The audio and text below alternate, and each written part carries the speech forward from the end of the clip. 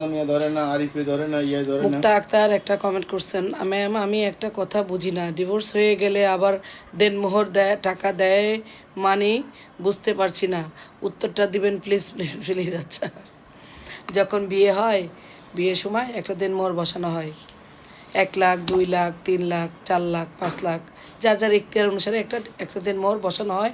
সেই কাবিননামায় উল্লেখ থাকে যে এত টাকা দেনমোহর, এত টাকা। এখন যার অ্যাবিলিটি আছে, যে মনে করে যে দেনমোহর ঝামেলাই রাখুম না, তাহলে সে কী করে, যে ওই দেনমোহরটা বিয়ের মণ্ডপেই, মানে বিয়ের আসনে বসেই ওই দিয়ে দেয়, দেনমোহরটা দিয়ে দেয়। অনেকে গহনা দেয়, ওই গহনা বাবদ ওই দেনমোহরটা পরিশোধ করে দেয়, যে এই এত ভরি স্বর্ণ দিছি, এত টাকা আসছে, ওটা পরিশোধ করা হলো। অথবা দেখা গেছে যে ধরেন 5 লাখ টাকা দেনমোহর করলো, সে 3 লাখ টাকার স্বর্ণ দিল, তখন ওই দেনমোহরে উল্লেখ থাকে যে 3 লাখ টাকা স্বর্ণ দেনমোহর বাবদ পরিশোধ করা হলো, উসুল উসুল লেখা থাকে এটা। আর 2 লাখ বাকি থাকে, ও সেটা হিসাবে তো বিয়ের আসরেই দিয়ে দেওয়া উচিত, বা যখন বউ নিয়ে যায় তখন তার টাকা পরিশোধ করে নিয়ে মানে তার টাকা তার পরিশোধ করে দেওয়া উচিত। আমাদের সমাজ ব্যবস্থা আমরা এটা পরিশোধ করি না, করে না সাধারণত। অনেকে জানেই না যে দেনমোহরটা কী।